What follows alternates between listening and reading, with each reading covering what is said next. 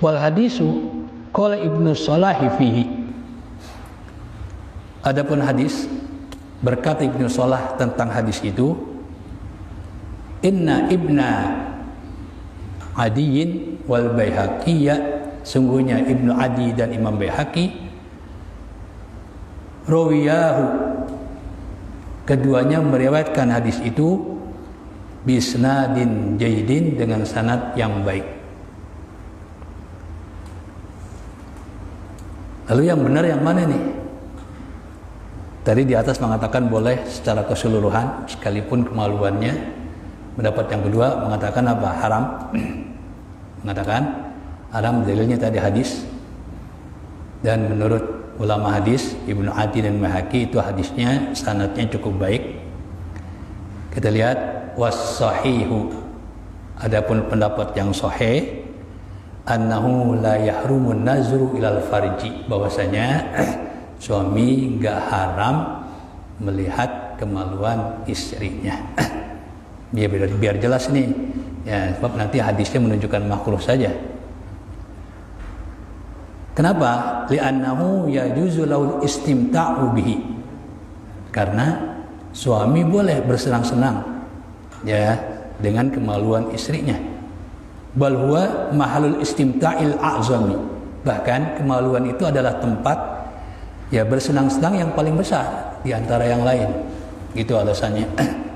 Jadi panazru aula ya, apalagi memandang. Jadi wal khabaru, adapun hadis yang kata Rasulullah tadi memandang dapat mengakibatkan apa buta, in sahha, jika hadisnya sahih. Jika hadisnya diragukan masih. Tapi jika hadisnya sahih, fa mahmulun alal karahati, maka dipahamkan makruh saja, nggak sampai haram, gitu ya. Wa nazru ila batinil farji, melihat ya, lebih dalam kemaluan, asyaddu karahatan, itu lebih makruh lagi. Jadi walihada, oleh karena ini yukrahu makruh lil insani, bagi seseorang, ayanzuru ila farjihi, melihat kemaluannya, li ghairi hajatin, tanpa ada keperluan. Makruh. Walaupun punya kita sendiri, kita lihat itu makruh ya, kecuali lagi cebok, nggak apa-apa, itu namanya ada keperluan ya. Ini nggak ada keperluan, dipandang gitu. Itu tadi untuk istri. Nah, untuk budak perempuan gimana? Wa nazrus sayyidi, memandang sayyid, itu yang punya budak perempuan, ila amati, kepada budak perempuannya, alati yajuzul istimta'u biha, yang mana budak perempuan itu dia boleh bersenang-senang dengannya, karena zri zauji ila zaujatihi, itu sama dengan suami memandang istrinya. Karena budak kan boleh dipakai, jadi sama statusnya dengan istri. Saun kanat qidatan, baik budak perempuan itu adalah budak, au mudabbaratan, atau budak mudabbar. Jadi pembagian budak nanti banyak. Mudabbar itu kalau tuannya mati dia merdeka. Au mustaulidatan, atau punya anak dari dari majikannya ya. Au arada maniun qaribun, atau terjadi pencegah yang qaribuz zawal, yang cepat hilang, kal haidi, seperti haid, warahni, dan digadai. Bukan istri, budak boleh digadai ya, boleh digadai, itu masih boleh dilihat.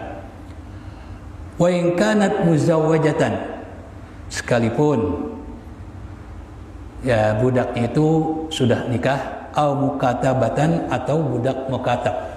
Apa budak mukatab? Jadi nanti pembagian budak itu banyak.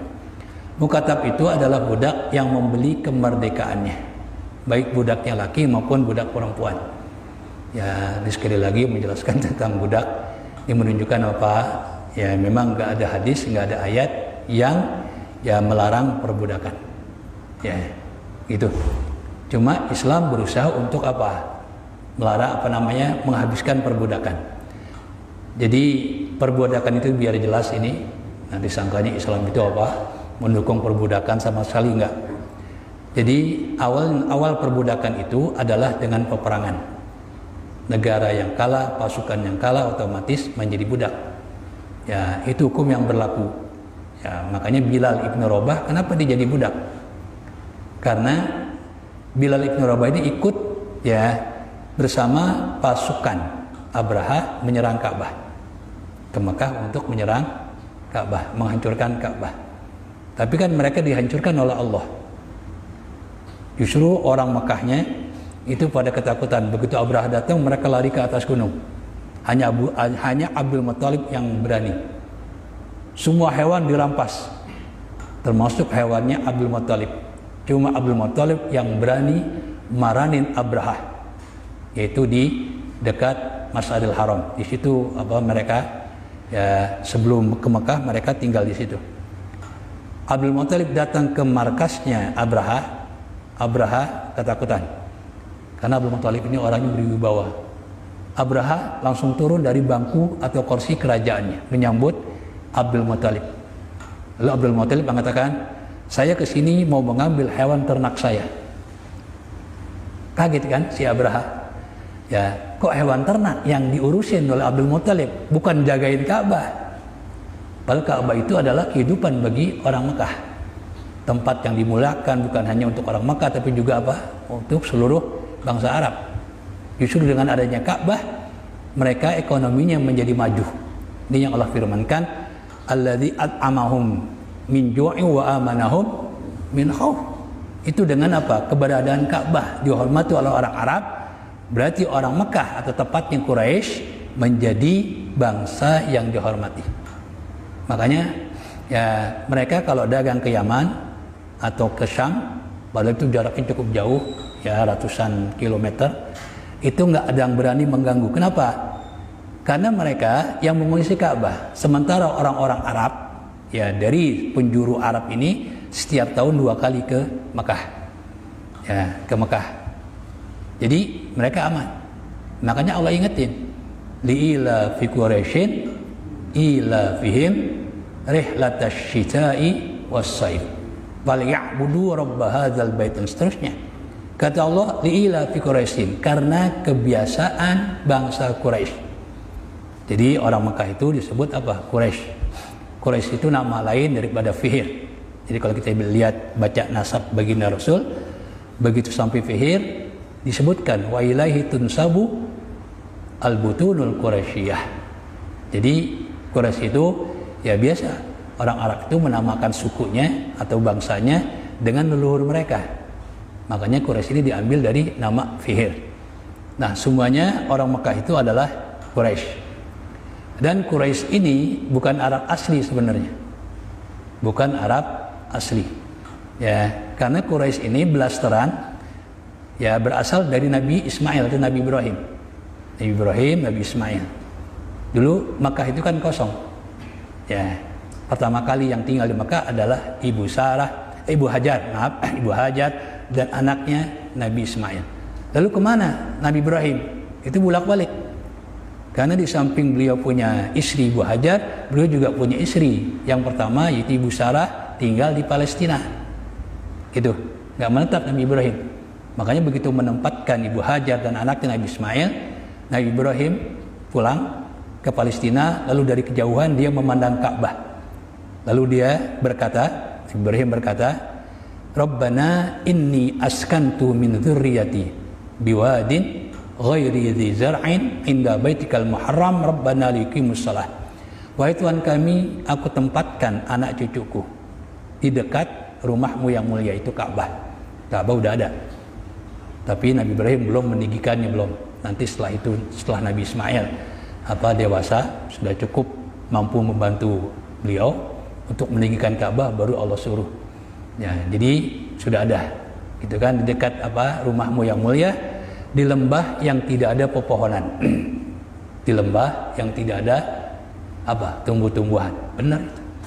Ya, jadi Nabi Ibrahim bolak-balik. Nah, Lalu Bani Jurhum dari Yaman nih, Arab asli datang. Karena Zam-Zam terpancar, di atas Makkah itu banyak burung. Nah, orang-orang Arab itu kan biasa melakukan perjalanan untuk mencari mata air. Karena air itu susah. Makanya mereka, ya satu suku ini berpindah ke satu tempat, ke tempat yang lain mencari apa? Mata air.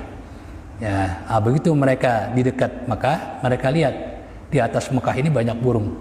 Itu pertanda menurut mereka di bawahnya banyak air.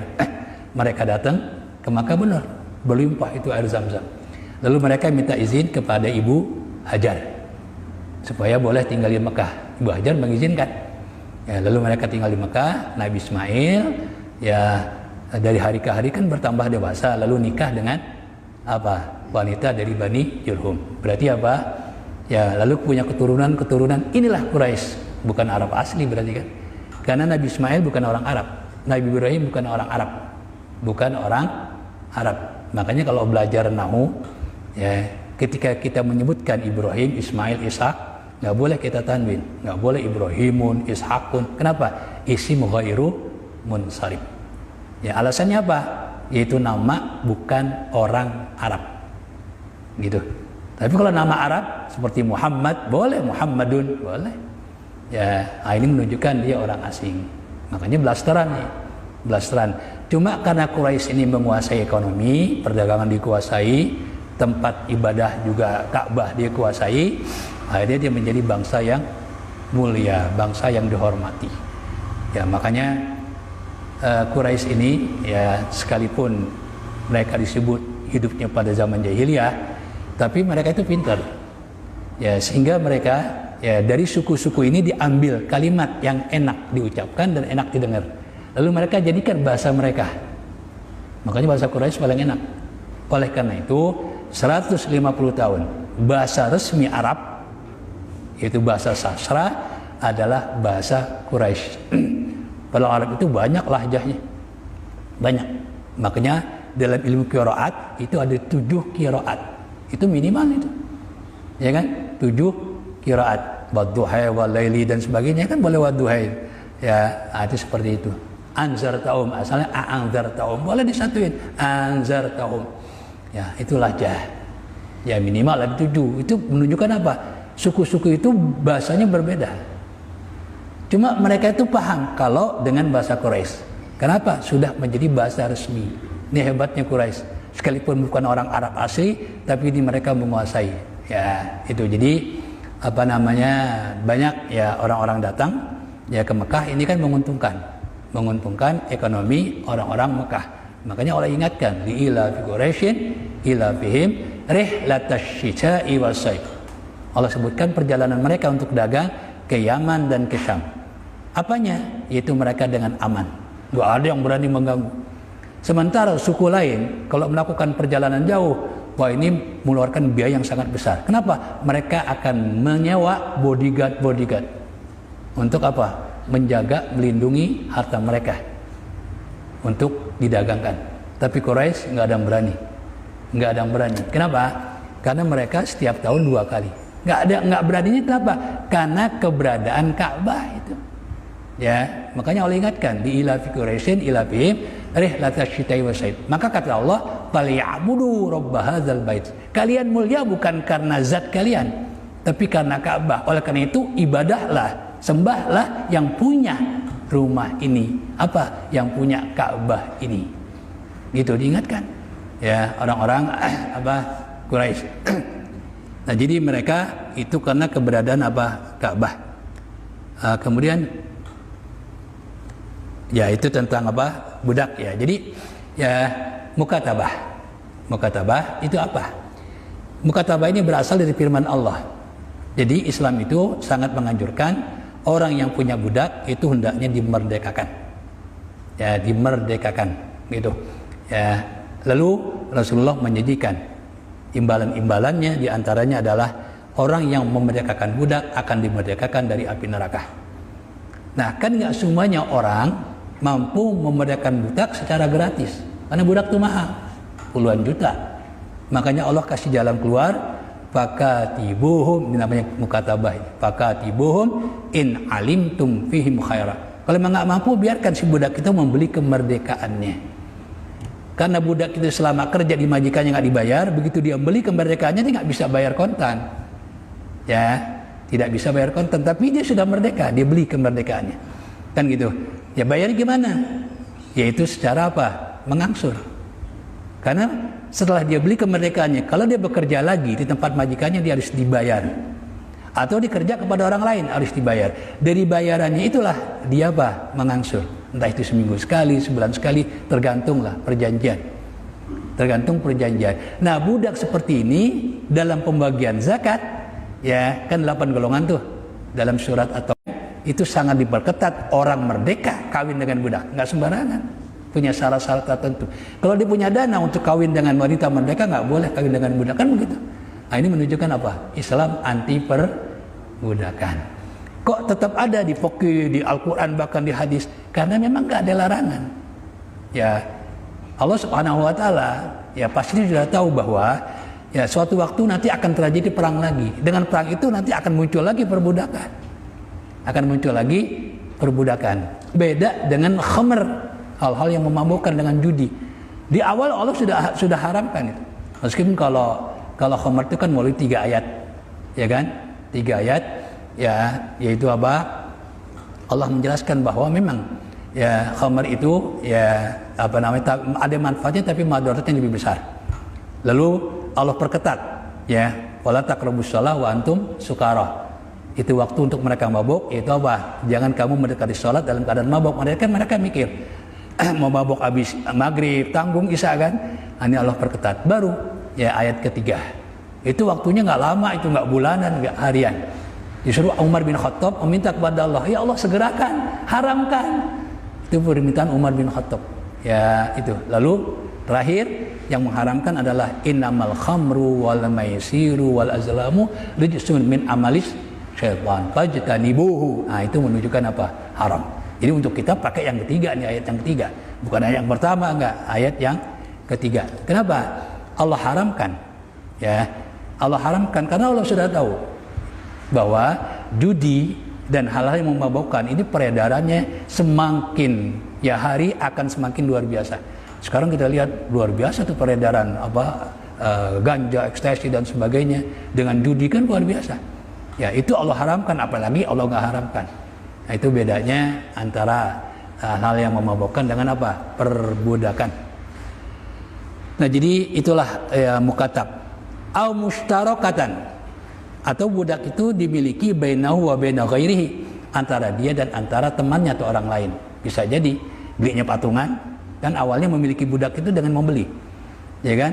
Ya membeli. Nah, makanya dulu Bilal ibn Rabah ketika diazab, ya disiksa oleh majikannya, Rasulullah suruh Abu Bakar Siddiq merdekakan Bilal.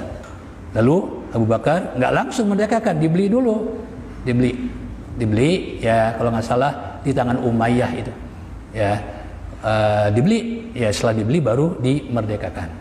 Jadi dimiliki dulu baru dimerdekakan, seperti itu. Au majusiatan, atau ya majusi, ya majusi, awasaniatan, atau menyembah berhala, au murtadatan, atau ya budaknya yang perempuan itu murtad. Haruma nazruhu, maka yang punya budak haram memandang budaknya, ya yang sudah kawin atau mukatabah, ya sudah membeli kemerdekaannya meskipun belum lunas, ya atau dimiliki oleh dia dan juga temannya atau orang lain, ya atau majusiyah atau wasaniyah, nggak boleh dipandang ila ma baina suratiha wa rukbatiha, memandang antara ya daerah pusar dan lutut, antara pusar dan lutut, ya itu ya antara pusar dan lutut, karena dia budak. Jadi apa hal-hal yang haramnya itu nggak sama dengan orang merdeka. Kalau orang merdeka kan seluruh badannya. Wala yahrumu ma zada ala sahih, dan nggak haram apa yang apa lebih, ya berdasarkan pendapat yang sahih.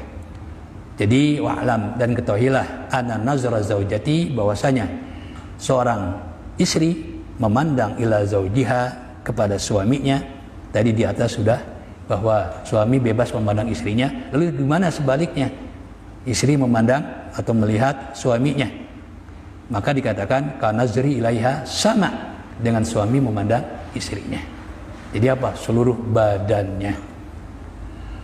Wakilah, dan dikatakan pendapat yang kedua, ya juzu nazruha ila farjihi qat'an. Boleh istri memandang kemaluan suaminya qat'an dengan pasti. Wa nazrul amati, budak perempuan memandang ila sayyidiha, tuannya, karena zrihi ilaiha, tadi si tuan itu kan boleh memandang budaknya secara keseluruhan, maka budaknya juga boleh memandang tuannya juga secara keseluruhan. Wallahu a'lam qala. Selesai ya, itu ya tentang apa seseorang memandang istrinya atau majikan memandang apa budaknya. Wasalisu, yang ketiga, masih tentang memandang. Nazruhu ila zawati maharimihi, itu seorang laki-laki memandang kepada wanita yang ada hubungan mahram. Hubungan mahram. Mahram itu disebabkan nasab atau pernikahan atau susuan. Ya, disebabkan nasab, ya itu tentu orang tua, ya kan, ibu bapak, mahram, terus ke kakek, ya, kemudian cucu, ya, cucu itu masih, ya, kemudian keponakan, ini yang nasab, ya, yang nasab. Kemudian yang musyawarah disebabkan perkawinan nanti, itu adalah apa? Istri mahram cuma tetap batal, ya, ya semua bukan mahram sih, istri kan pada dasarnya bukan mahram itu, karena boleh kawin, makanya tetap batal, suami istri tetap batal, gitu ya. Lalu disebabkan perkawinan adalah mertua, ibu mertua, bapak mertua, ya itu, ya. Kemudian disebabkan susuan, itu saudara susuan atau ibu yang menyusui, cuma dengan syarat anaknya yang diberikan ASI itu umurnya belum 2 tahun dan masih mengkonsumsi ASI, ya. Yang kedua, masohnya itu, isapannya itu minimal 5 kali, itu baru menjadi saudara satu susuan. Au amatihi al-muzawwajati, atau seseorang melihat budak perempuannya yang apa? Yang sudah kawin, fayajuzu, maka boleh ayanzura, dia melihat, ya, bima ada, seseorang dengan apa? Mahramnya. Bima ada, ya, melihat sesuatu selain ma baina surrati wa rukbati, antara pusar dan lutut, ya, pusar dan lutut, gitu. Ar-rajulu la yanzuru mi mahramihi, orang laki nggak boleh melihat mahramnya, ma baina suratiha wa rukbatiha, itu antara pusar dan lutut, qat'an, ya, dengan pasti, tentu, maksudnya begitu. Kenapa? Li'annahu auratun, karena itu adalah aurat. Wa hallahu an-nazru ila ghairi zalika min badaniha, apakah seorang laki-laki boleh memandang mahramnya, ya, selain itu, selain antara lutut dan pusar, min badaniha, dari badan apa? Mahramnya, dari badan wanita mahramnya. Al-madhabu, adapun mazhab Syafi'i, na'am, jawabannya iya. Liqauli ta'ala, karena Allah Subhanahu wa taala berfirman, wala yubdina zinatahunna,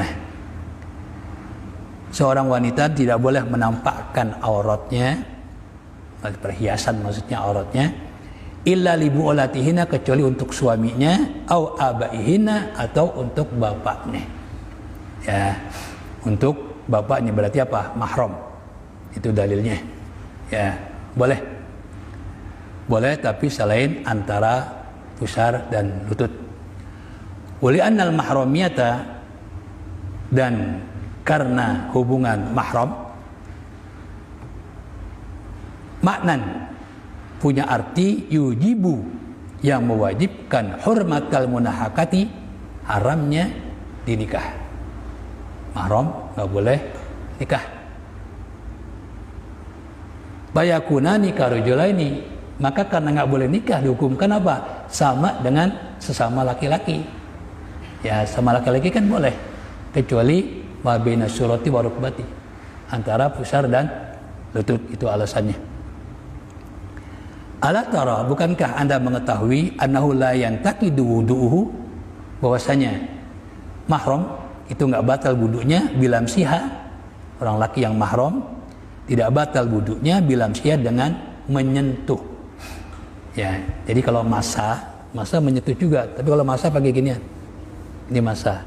Kalau lamis sayal masu, ini seluruh badan. Seluruh badan. Gitu. Makanya kita megang kemaluan kita. Nggak pakai ini nggak batal. Kalau pakai ini batal. Ini masa. Kalau masa pakai ini. Man massa zakarahu dalam hadis. Tapi kalau lamis sayal masu, ini seluruh badan. Seluruh badan. Ya, itu bedanya. Nggak batal wudunya fil azhari dalam pendapat yang lebih sahih. Ya. Kenapa dikatakan pendapat yang lebih sahih? Karena ada satu mazhab mengatakan nggak batal. Menyentuh itu tidak batal. Ya, jadi dalam firman Allah, aw lamastumun nisa, kan ada tuh yang membatalkan wudu, aw lamastumun nisa. Kalau Imam Syafi'i mengartikan adalah menyentuh laki-laki dengan perempuan. Tapi Imam Hanafi justru berhubungan. Nah, ini beda lagi. Nah, makanya Imam Hanafi nggak batal. Kalau Imam Maliki ngambil jalan tengah, kalau menimbulkan hawa nafsu batal, kalau enggak. Ya kan susah juga itu. Ya, makanya Imam Syafi'i ini paling hati-hati. Beliau mengatakan apa? Batal. Gitu ya. Beliau mengatakan apa? Batal. Ya kita nggak boleh menyalahkan juga. Ya, pendapat apa? Mazhab yang lain kita harus hargai. Ya silakan. Ya, cuma yang pasti Imam Syafi'i lebih hati-hati. Ya, batal. Itu penafsiran aw lamastumun nisaa.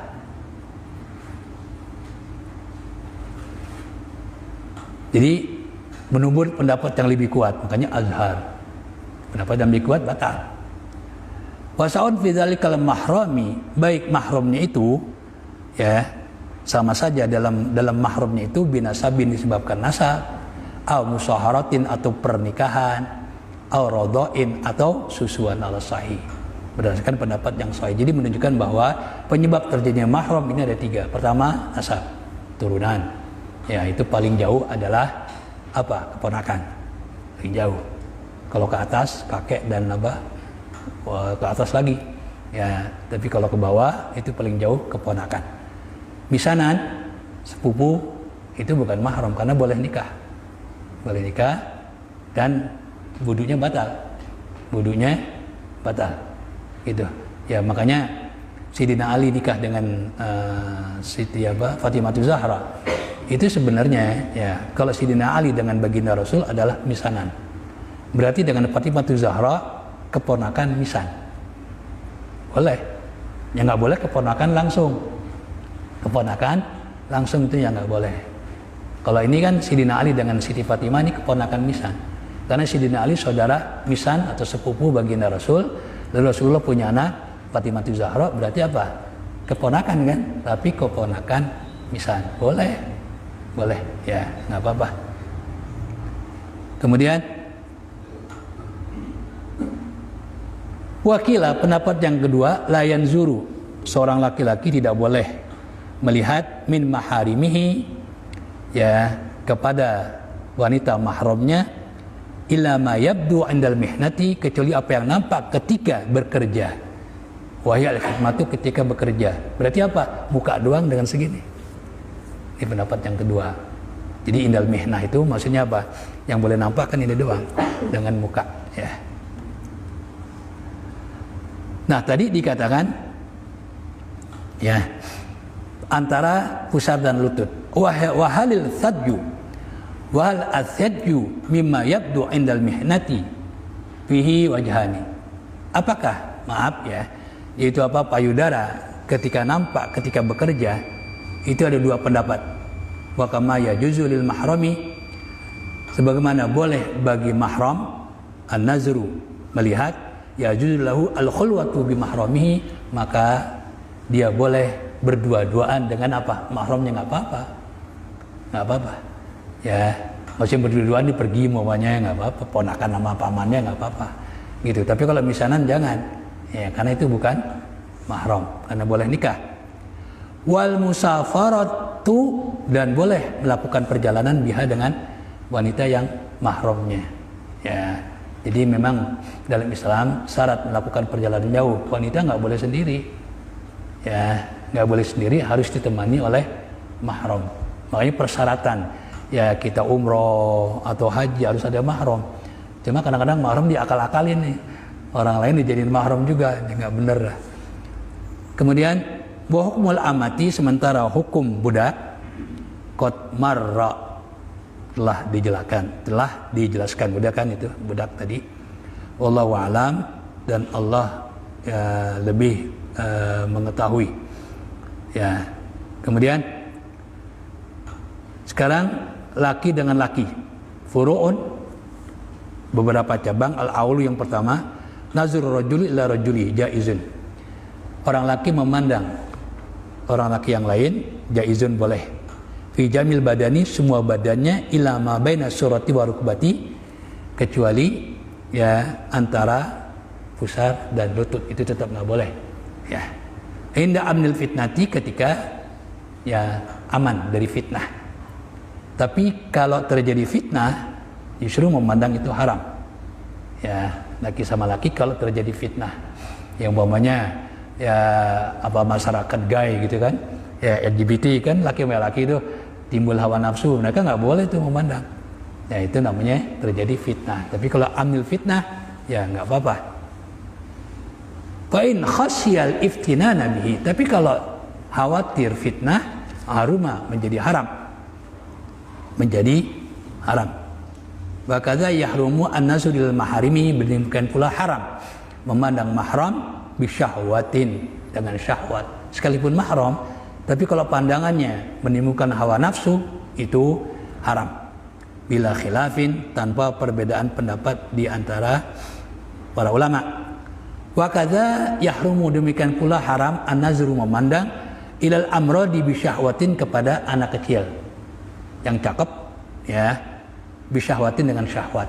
Bila khilafin, namanya amrad, gitu, tanpa perbedaan pendapat di antara ulama. Bahkan dikatakan bahwa aula bitahrimi, dan itu lebih apa? Lebih diutamakan untuk diharamkan memandang amrad, anak kecil yang cakep, gitu kan? Itu takut menimbulkan apa? Fitnah. Ya, fitnah. Gini, di Arab itu, ya saya punya pengalaman. Ya, ketika apa namanya kita haji, saya memang tidak tinggal di Syekh, ya. Ya awalnya di Syekh, kemudian saya sama teman-teman. Nah, kebenaran di Jabal Qubais itu belum ada apa? Istana. Ya, masih banyak rumah, kita tinggal di situ sama teman-teman dari Garut. Ya. Lalu pada satu malam, teman dari Garut ini kira-kira jam 2-an, dia ngos-ngosan. Kita tanya, "Kenapa?" "Saya diuber-uber," katanya. Ya, dulu masih seperti itu tahun-tahun 80-an. Orang Arab kayak gitu. Makanya hati-hati. Ya, tahun 80-an. Katanya apa? Ya mau diperkosa lah segala macam. Saya bilang, "Bener nih. Saya melihat tampangnya nggak ini, serem tampangnya itu anak dari Garut." Artinya apa? Ya, rupanya orang Arab tuh nggak ngelihat tampang juga gitu. Ya. Dan juga saya punya pengalaman pribadi. Ya, waktu itu kita nyari kerja. Akhirnya saya ngelamar di Permadani, jual Permadani itu di Mekah persis. Ya, nggak jauh dari Masjidil Haram. Kakek-kakek. Saya kan nggak punya curiga. Ya, begitu kita ngobrol, tangan saya dipegang-pegang nih. Akhirnya kan kita curiga. Ya, gitu. Dibilang, "Anta mungkin sugul, ya, fil bait," katanya, di rumahnya. Wah, gawat nih. Akhirnya Anda cepat-cepat aja. Dikasih duitnya, Bang. Dikasih duit. Ini tangannya laku nih. Pegang-pegang, ya Allah. Orang udah tua. Ini pengalaman pribadi saya. Nah, makanya di sini haram kalau menimbulkan apa? Fitnah. Ya, fitnah. Karena kita waktu ke Saudi itu kan nggak resmi. Ya gitu. Jadi ya cari kerja seperti itulah. Jadi itu pengalaman. Mungkin sekarang udah maju kali, enggak kali. Dulu tahun-tahun 80-an kayak gitu masih. Ya, mungkin sekarang udah begitu udah agak maju, enggak kali. Ya, dulu. ya.